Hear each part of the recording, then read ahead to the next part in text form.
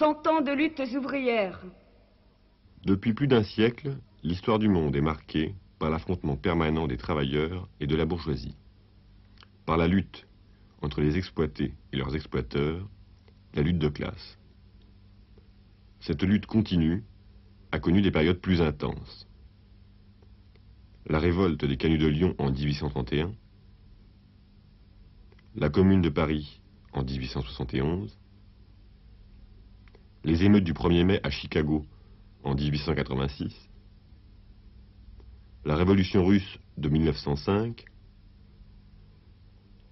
la période révolutionnaire de 1917-1921 en Europe, Russie, Allemagne, Italie, Hongrie. La révolution espagnole de 1936, la révolution hongroise de 1956, mai-juin 1968 en France, Tchécoslovaquie 1968, Italie 1969, Pologne 1970, Chili 1971-1973, Portugal 1974-1975. Ces luttes ont souvent revêtu des caractères communs. Destruction du rapport hiérarchique et pouvoir à la base,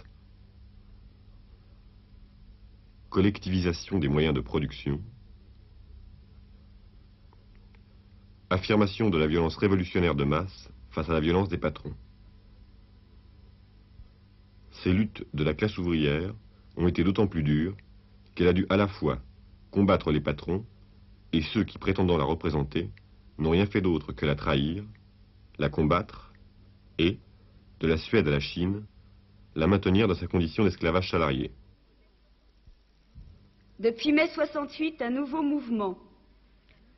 Augmentation uniforme des salaires, lutte contre la hiérarchie, les conditions de travail et les conditions de vie, Assemblée générale souveraine, comité autonome, occupation et séquestration, tels furent les traits distinctifs de la vague de grève qui se déroulèrent à partir de l'année 1976 et qui déferlèrent sur la France pendant les mois de mai et de juin 1968.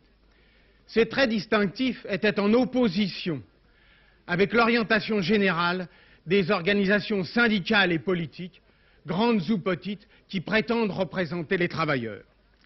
Le phénomène se généralisa aux dimensions de l'Europe occidentale, en particulier à l'Italie.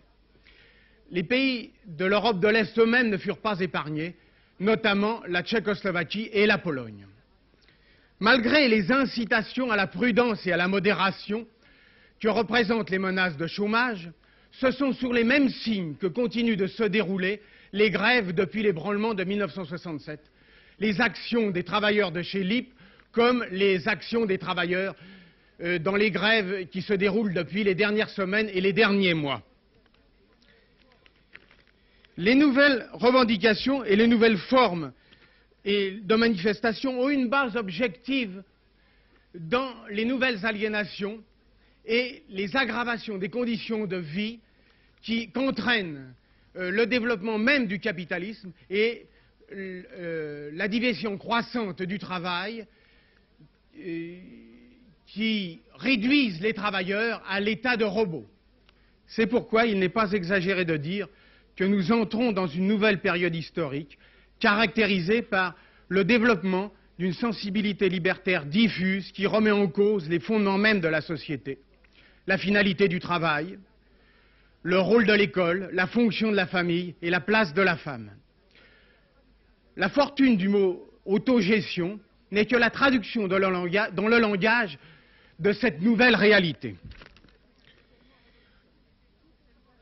Son contenu est essentiellement révolutionnaire. Toutes les tentatives, de la gauche à l'extrême gauche, de récupération pour donner une expression politique aux événements et à la crise fondamentale que nous vivons, sont vouées à l'échec en raison même de leur caractère anachronique.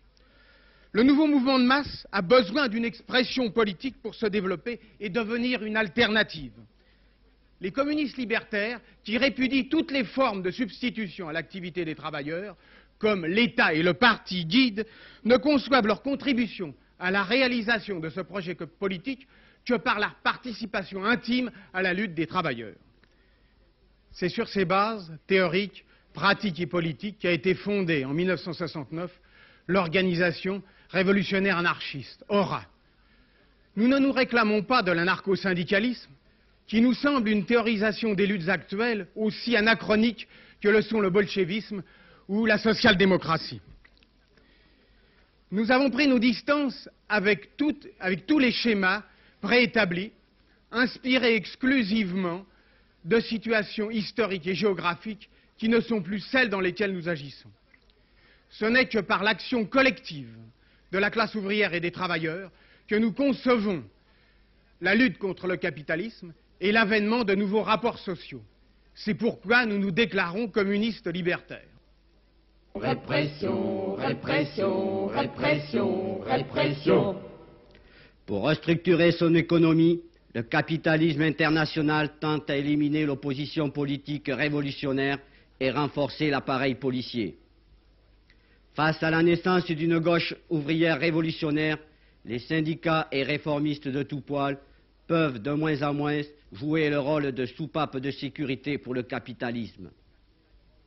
Aussi, les capitalistes se sont-ils mobilisés pour éliminer systématiquement la frange la plus radicale du mouvement ouvrier et plus particulièrement les communistes libertaires engagés dans une lutte radicale pour la destruction de tous les capitalismes.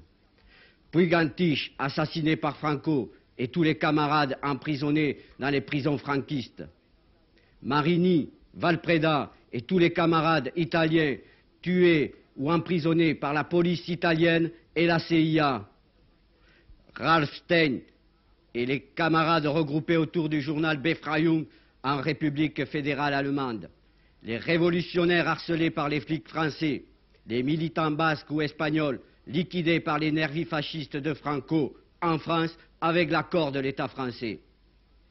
Le capitalisme justifie la présence des flics en tout lieu, de polices parallèles et syndicats fascistes, CFT à Peugeot, à Citroën ou ailleurs, par les attentats qu'ils montent de toutes pièces, et dont il rend responsables les révolutionnaires.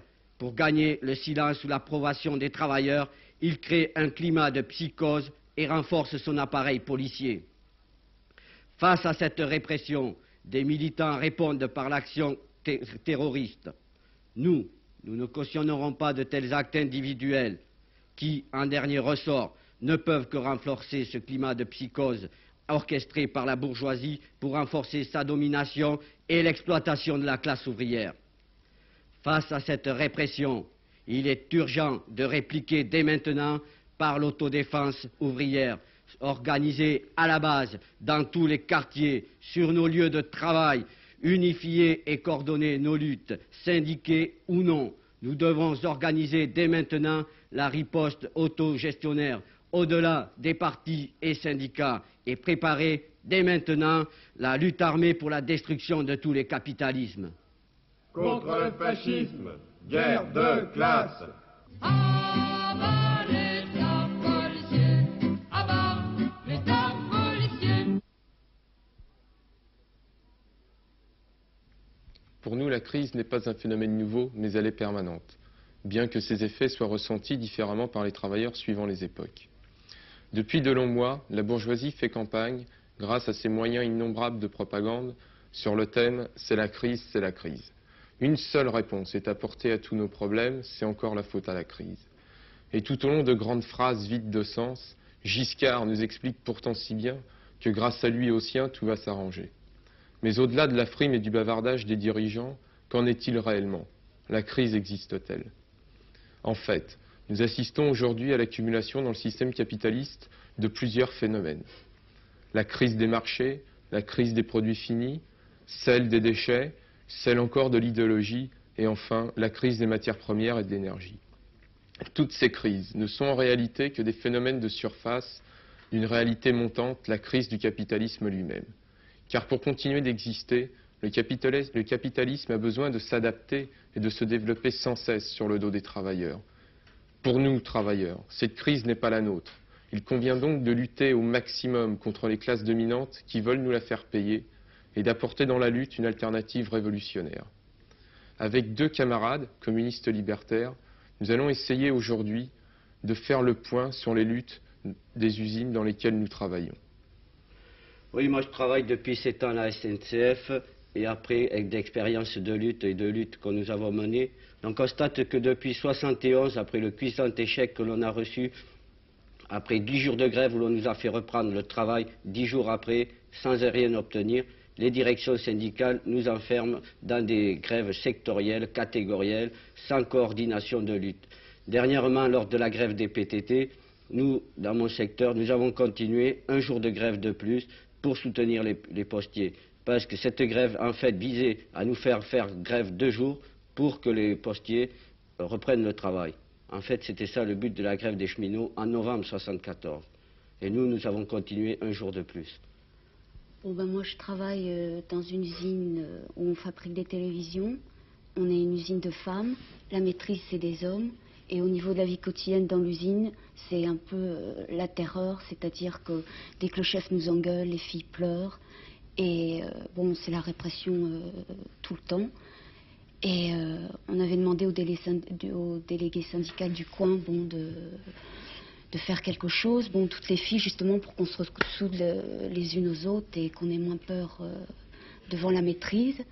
Et tout ce qu'ils ont dit, c'est de faire une pétition. Et puis, en fait, la pétition, on l'a jamais vue. Et puis voilà, quoi, on fait rien dans la section pour essayer de recréer la solidarité entre les filles. Ce qui fait que moi, maintenant, j'appartiens à un groupe autonome ou avec d'autres copains de d'autres entreprises dans le bâtiment ou dans le secteur santé. On essaie de lutter contre les patrons. Les élections sont une des plus belles mascarades de l'idéologie bourgeoise. Tiens, tout a changé ce matin, je n'y comprends rien. C'est la fête. C'est le moment où les députés nous font croire que le pouvoir nous appartient.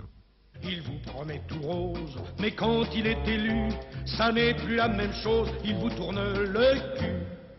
Mais hélas, que nous devons le leur remettre pour qu'ils l'exercent en notre nom. Il n'y a pas à s'y méprendre, qu'ils soient rouge, bleu ou blanc, il vaudrait mieux les pendre que de leur foutre 25 ans. Mais ce qu'ils oublient de nous dire, c'est que malgré tout ce qu'ils nous promettent, ce sont eux qui décident de nous, de notre avenir, comme de notre présent, et pas nous. Pour être heureux vraiment, pour plus de gouvernement.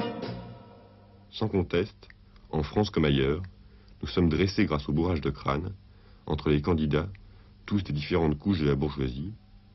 En d'autres temps, ce fut dramatique. Et tout ça, ça fait d'excellents Français. La seule démocratie que les libertaires connaissent est la démocratie directe, c'est-à-dire la démocratie où tous décident d'une façon égalitaire et où le pouvoir de tous n'est remis à personne en particulier. Quand elle unit des camarades, la colère, la colère. Quand elle unit des camarades, la colère monte en barricade. Nous refusons la délégation de pouvoir à une minorité quelle qu'elle soit. C'est l'histoire d'un mec. Vous la connaissez, non? Tout le pouvoir à la base, tout le pouvoir aux assemblées générales. Parle plus bas, car on pourrait bien nous entendre. Ceux qui ont le pouvoir ne le remettront jamais aux travailleurs que contraints et forcés. Canon, par centaines, des fusils, par milliers.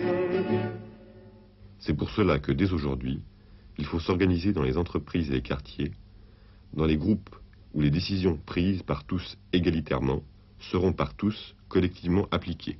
Grève illimitée, les portes se ferment, les piquets se forment, grève illimitée. Debout, debout, vieux révolutionnaire, et l'anarchie enfin va triompher. Debout, debout, vieux révolutionnaire, et l'anarchie